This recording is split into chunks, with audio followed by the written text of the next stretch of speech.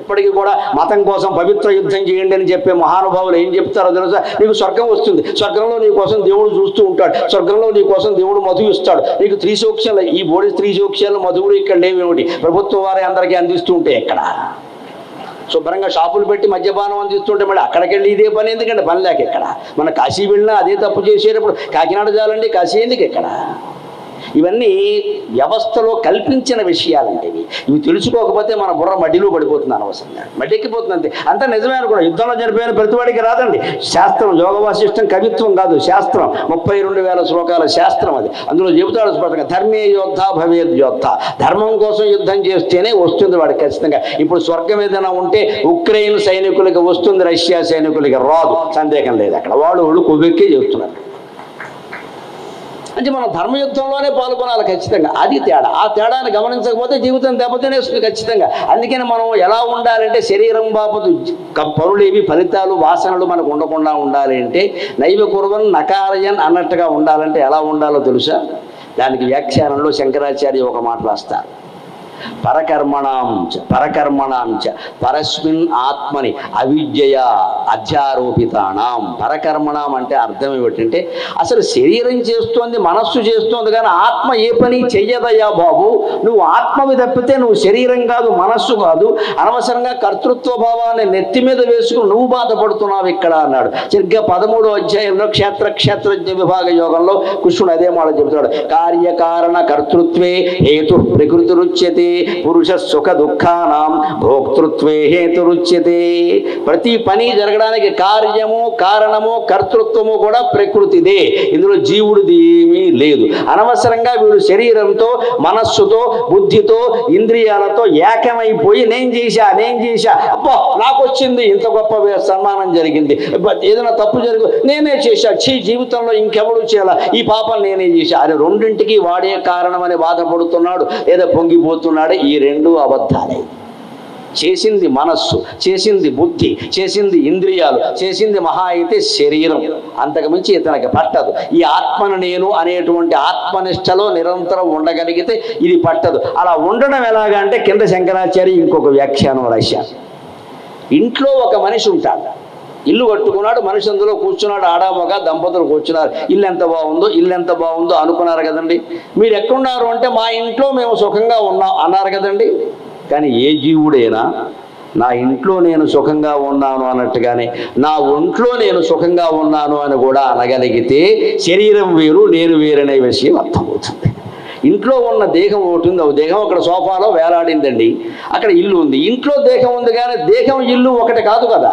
అలాగే దేహంలో నేనున్నానని నిరంతరం మనస్సులో అనుకోవాలి ఖచ్చితంగా. దాన్నే వేదాంత నిండిమంలో చెబుతారు. దేహోనాకం అకం దేహి దేహ సాక్షితి నిశ్చయాత్ జన్మ మృత్యు ప్రహీణోసౌ ఇది వేదాంత నిండిమక.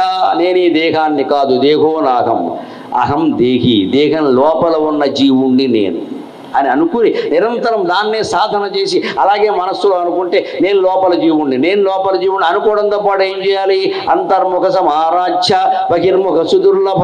లోచూపు లోపలికి చూడాలి అంటే కనీసం నేను చెబుతున్నా చాలాసార్లు, మళ్ళీ చెబుతున్నా, పొద్దున్న ఒక అరగంట, సాయంత్రం ఒక అరగంట, భార్య భర్త ఎవరైనా సరే తోడు ఎవ్వరూ లేకుండా మీ ఇంట్లోనే ఓ గదిలోకి వెళ్ళిపోండి, గడి వేసేయండి, చెడత వేసేయండి, ఫ్యాన్ కావాలంటే 4లోనో 5లోనో పెట్టేయండి, ఓ మూల కూర్చోండి, లోపలికి చూడండి, మీలోకి మీరు చూడండి. దిక్కుమాలిన స్మార్ట్ ఫోన్ అవతల పారేసి కూర్చోండి. మళ్ళీ అప్పుడు ఎవడు ఫోన్ చేస్తాడో అని చూడకండి. ఇక్కడ పొద్దున్న ఒక అరగంట, సాయంత్రం ఒక అరగంట, మిగిలిన 23 గంటలు మీ ఇష్టం. నేను చెయ్యంది నేను చెప్పను, నా తల్లి సాక్షిగా నేను చేసే చెబుతున్నా. నాకు ప్రసంగాలు లేకపోతే ఇంట్లో ఉంటే 4 గంటలు జపమే పని, నాకు 4 గంటలు రోజుకి.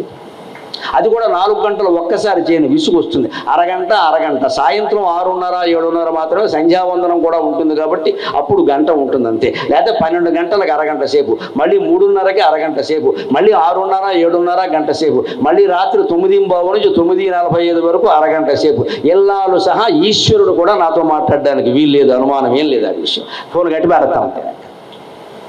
ఎవడైనా ఫోన్ చేసుకుని ఏమన్నా కానీ ఖాతాలు పోతాయేమో, పోవడమే మనకు కావాలి.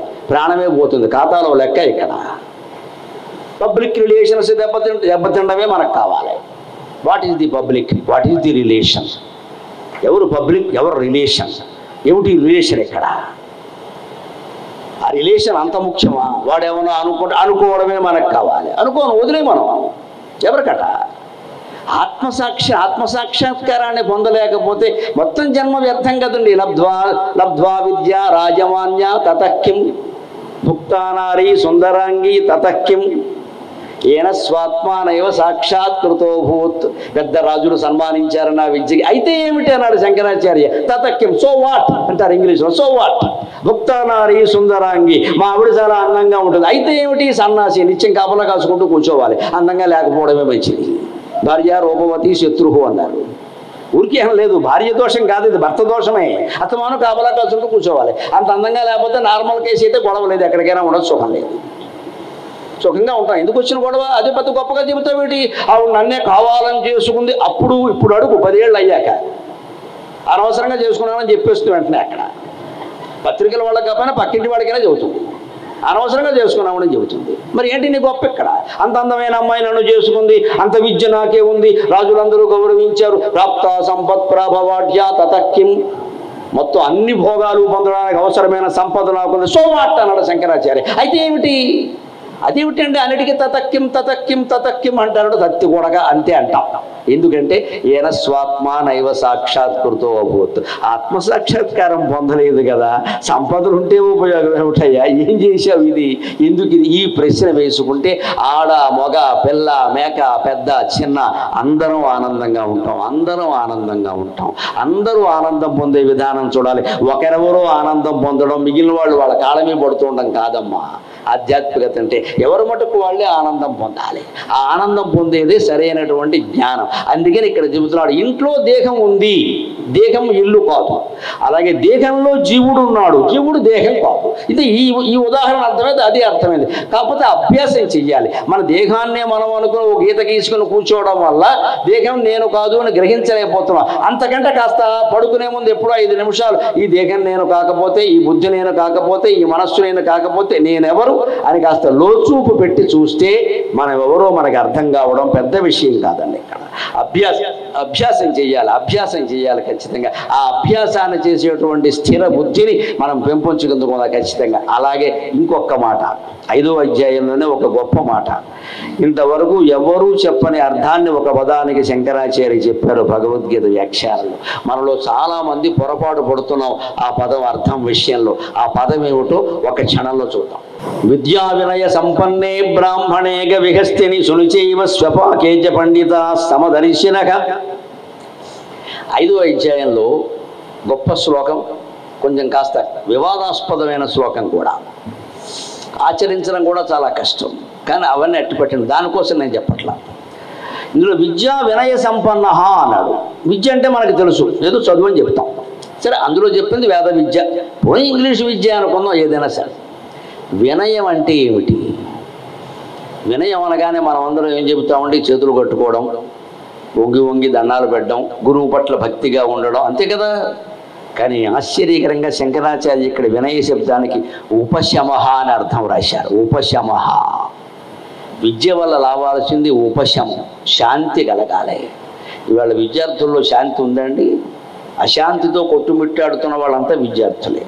లేకపోతే వాళ్ళెందుకు మద్యానికి బానిస అవుతున్నారు, వాళ్ళెందుకు అమ్మాయిలను అత్యాచారాలు చేసే కేసుల్లో పట్టుబడుతున్నారు, వాళ్ళెందుకు గొలుసులు దొంగతనం చేసే కేసుల్లో పట్టుబడుతున్నారు, వాళ్ళెందుకు డ్రగ్స్కు అలవాటు పడుతున్నారు? విద్య వల్ల అందవలసిన వినయం వాళ్ళకి అందల. వినయం అంటే చేతులు కట్టుకోవడం, గురువు గారికి నమస్కారం అది పెద్ద సమస్య కాదండి. అది నటిస్తారు చాలామంది, ఇంకా బాగా ఎక్కువ ప్రదర్శించవచ్చు.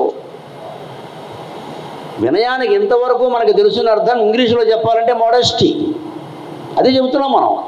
కానీ అది కాదండి, శంకరాచార్య చెప్పిన అర్థం కాదు. మామూలు శ్లోకాల్లో కూడా ఉన్నది అది కాదు, మనం పొరపాటు పడ్డాం. విద్యా దదాతి వినయం వినయాద్యాతి పాత్రతాం పాత్రత్వా ధనమాప్నోతి ధనాధర్మ తతసుఖం. భర్తృహరి సుభాషితాలు. దీనికి చెప్పండి, విద్యా దదాతి వినయం. చదువుకుంటే ఊరికే చేతులు కొట్టు కూర్చోవడము, దండం పెట్టడము అది వస్తుందా? దానికోసం చదువు ఎందుకండి? చదువు రాని వాళ్ళు, పల్లెటూరు వాళ్ళు చాలా వినయంగా ఉంటారు, వాళ్ళకి ఏ చదువు లేదు అక్కడ. దానికోసం కాదు చదువు. దానికి శంకరాచార్య చెప్పింది ఏమిటంటే, తర్వాత 6వ అధ్యాయంలో వచ్చే శ్లోకంలో కూడా యదా వినియతం చిత్తం ఆత్మన్యేవ అవతిష్ఠతే. యదా వినియతం చిత్తం ఆత్మన్యేవావతిష్ఠతే. యదా వినియతం చిత్తం అన్న చోట వ్యాఖ్యానం ఏమి రాస్తారంటే విశేషేణ నియతం, మనస్సును నువ్వు విశేషంగా నియమించు, నిగ్రహించు. అలాగే వినయం అంటే విశేషేణ నయం, విశేషమైన వ్యూహంతో, తెలివితేటలతో, భద్రతతో, సంస్కారంతో మన జీవితాన్ని మనం నడిపించుకోవడం. నయం అంటే నడిపించడం. నయతీతి నాయక. నాయకుడు ఎందుకు అన్నారంటే నయతీతి నాయక, నడిపించేవాడు కాబట్టి నాయకుడు. అంతేకాదు నయనం, నయతీతి నయనం, అది మన నడిపిస్తోంది. నడిచేది కాళ్ళే కానీ నడిపించేది కన్నేగా. కళ్ళు లేకపోతే నడవలేంగా. కాళ్ళు లేకపోతే నడవలేం కాదండి, కళ్ళు లేకపోతే అసలు నడవలేం. ఏం నడుస్తావు? అంటే నడిచేది కాలైతే కానీ నడిపించేది కన్నేగా. కన్ను నయనం ఎందుకన్నారు? నడిపిస్తుంది కాబట్టి. నాయకుడిని నడిపించేవాడిని ఎందుకన్నారు? నడిపిస్తాడు కాబట్టి. నయతీతి నాయక. అలాగే వినయం అంటే మన జీవితాన్ని మొత్తం నడిపించుకోగలిగే శక్తి, సంస్కారం. సారాంశప్రాయంగా శంకరాచార్య సంస్కార అని వాడారు. ఆ విద్యా వినయ సంపన్నే అంటే ఎంత బ్రాహ్మణుడైనా, ఎంత పండితుడైనా, ఎంత మేధావి అయినా, ఎంత జ్ఞాని అయినా ఆయనకి విద్య ఉండొచ్చు కానీ వినయం ఉండే అవకాశం చాలా తక్కువ. చాలా మందిలో గమనిస్తాం. ఇది నన్ను మన్నింతుడుగాక. ఆ సంస్కారం లేదు. పైగా చదువుకున్నవాడు ఇలా మాట్లాడుతున్నాడు ఏమిటి, ఇలా ప్రవర్తిస్తున్నాడు ఏమిటి, సాటి వాళ్ళతో ఇలా ఉంటున్నాడు ఏమిటి అని మనకే అనిపిస్తుంది ఆశ్చర్యకరంగా. అది వేరే ప్రయత్నం, అది చదువు వల్లే వచ్చేస్తుందని చెప్పలే. వస్తుంది, విద్యా దదాతి వినయం వస్తుంది, సంస్కారం వస్తుంది. కానీ మనం విద్యార్థులను చేర్పిస్తున్నామే కళాశాలలో, సంస్కారం వస్తుందా అని ఆలోచించండి అమ్మా. నమస్కారం పెట్టి కోరుతున్నాను. మనం అది ఆలోచించాం. మార్కులు ఎందుకు రాలా, ర్యాంక్ ఎందుకు రాలా, ఇంజనీరింగ్ సీట్ ఎందుకు రాలా, టీసీఎస్లో ఉద్యోగం ఎందుకు రాలా, వస్తే ప్యాకేజీ ఎందుకు రాలా, ఇది ఆలోచిస్తాం మనం. కాబట్టి పిల్లలకి సంస్కారాలు రావట్లేదు. చదువులు వస్తున్నాయి, డిగ్రీలు వస్తున్నాయి, ప్యాకేజీలు వస్తున్నాయి, ఉద్యోగాలు వస్తున్నాయి, చివరికి ఆత్మహత్యలు కూడా వస్తున్నాయి ఇంట్లోకి. అబ్బవలసిన సంస్కారం అమ్మితే వాడు ఆత్మహత్య ఎందుకు చేసుకుంటాడండి? ఇంత పెద్ద సాహిత్యం, ఇంత పెద్ద సుగంధం అంతా ఏమైపోయిందండి? ఎవడైనా ఉరేసుకుంటే నాకు చాలా బాధగా అనిపించేది ఏమిటి అంటే, తట్టుకోలేక ఆ మధ్య ఇంటర్మీడియట్ విద్యార్థులందరూ 10-15 మంది ఉరేసుకున్నారని పేపర్లో వస్తే టీవీలో చర్చ పెట్టారు. అప్పుడు ఒళ్ళు మండి బాధ కలిగి, బాధ కవిత్వమే ఉపశమనం కాబట్టి పద్యంలో పెట్టుకున్నా. ఇంత చదువుకుని ఉరేసుకోవడం ఏమిటి? ఉరివేయజోతువా ఉయ్యాలలో నుండి తల్లి నేర్పిన మనోధైర్యమునకు, ఉరివేయజోతువా ఉయ్యాలలో నుండి తల్లి నేర్పిన మనోధైర్యమునకు, మృత్యువందింతువా ఏండ్లు శ్రమించిన జాతి నేతల యశశ్చంద్రికలకు, మృత్యువందింతువా ఏండ్లు పోరాడిన జాతి నేతల యశశ్చంద్రికలకు, విషపాత్రనిత్తువా వేదశాస్త్ర పురాణ వేదాంగ సత్శాస్త్ర పురాణాది శస్త్రములకు, విషపాత్రనిత్తువా వేదాంగ సత్శాస్త్ర పురాణాది శస్త్రములకు, చావు లిఖింతువా సంప్రదాయ సుగంధ బంధురాంధ్ర కవీంద్ర పద్యములకు, చావు లిఖింతువా సంప్రదాయ సుగంధ బంధురాంధ్ర కవీంద్ర పద్యములకు, ఒక పరీక్ష తప్పిన ఓ చదువరి, ఒక పరీక్ష తప్పిన ఓ చదువరి, ఉరికి సిద్ధము కాకుము గురికి సిద్ధపడుము, ఒక పరీక్ష తప్పిన ఓ చదువరి, ఉరికి సిద్ధము కాకుము గురికి సిద్ధపడుము, పడగొట్టుదాక వెంకడుగు లేదు, పడగొట్టుదాక వెంకడుగు లేదు, దివ్యముందట దివ్యవై దీప్తిగను. ఆత్మజ్ఞానం పొందవలసిన యువతరం ఆత్మహత్యలకి పాల్పడుతోంది అంటే అందవలసిన సాహిత్యం వాళ్ళకి అందడం లేదు. వాళ్ళ చదువుల్లో ఈ పద్యాలు లేవు, ఈ సంస్కృత శ్లోకాలు లేవు. మార్కుల కోసం, మూర్ఖుల కోసం ఉండే సంస్కృతమే ఉంది తప్ప జ్ఞానం కోసం సంస్కృతం లేదు.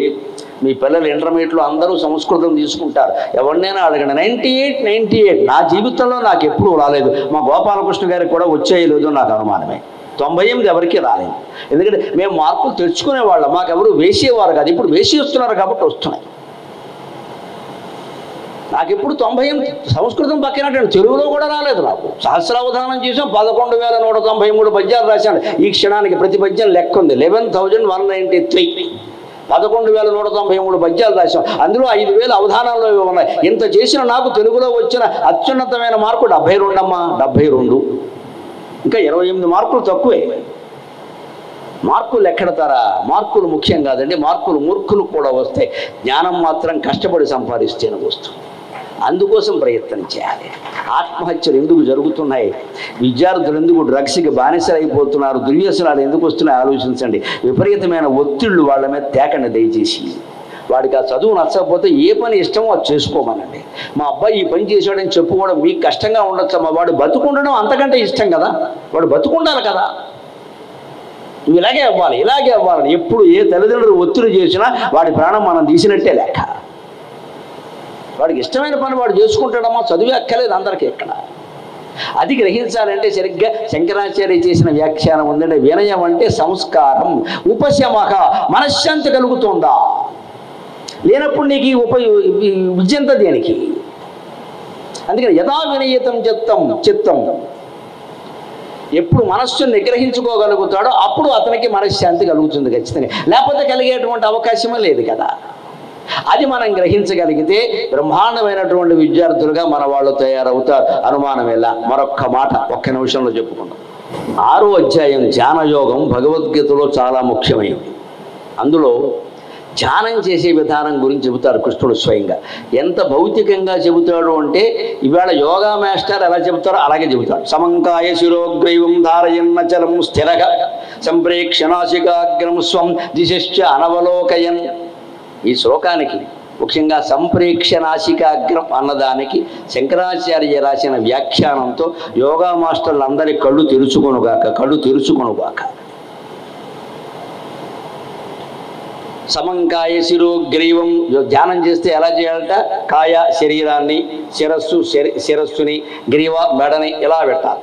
అది మంచిదే, అలాగే ఉండాలి. అందుకని ఇలా కూర్చుని ఏం ధ్యానం చేస్తావు నువ్వు? ఇక్కడ వెన్నుపూస నిటారుగా ఉండాలి. వెన్నుపూస అంటే ఒక్క మాట చెబుతున్న సందర్భం వచ్చింది. దేహం అనే దేవాలయంలో వెన్నుపూస ధ్వజస్తంభం వెన్నుపూస అంటే. గుండెల్లో ఉండే దేవుడు గర్భగుడిలో దేవుడు. ధ్వజస్తంభాన్ని మీరు గమనించండి, గర్భగుడిలో దేవుడు కంటే చాలా ఎత్తుగా ఉంటుంది. వెన్నుపూస కూడా గుండెల్లో ఉన్న శివుడి కంటే వెనకాల ఎత్తుగానే ఉంటుంది. ఇక్కడ వరకు ఉంటుంది, శివుడు ఇక్కడే ఉంటాడు. సరిగ్గా మన దేహ నిర్మాణమే దేవాలయ నిర్మాణం. ఒక్క హిందూ మతంలో మాత్రమే ఈ వ్యవస్థ ఉంది, మరో చోట లేదు. ప్రతి దేవాలయం మనం కాపాడుకోవాలి. దేవుడు ఆభరణాలు కాపాడుకోవాలి. దేవాలయాల్లో ఉత్సవాలు, ఊరేగింపులు అన్నీ కాపాడుకోవాలి. దేవాలయ వ్యవస్థను మొత్తం కాపాడుకోవాలి. దేవాలయాల పొలాలు తీసుకుని మత్తా కట్టని వాడు మహాపాపాత్ముడని ప్రచారం చేయాలి ఖచ్చితంగా. దేవుడు సొమ్ము మింగడానికి అవకాశం లేదండి. దేవాలయ వ్యవస్థ ఎంత గొప్పది అంటే, ఒక్క దేవాలయం నిజంగా చేయవలసిన పని చేస్తే, సాధించవలసిన లక్ష్యం సాధిస్తే 100 పోలీస్ స్టేషన్లు తీసి పారేయించండి, అనుమానమే లేదండి. 100 పోలీస్ స్టేషన్.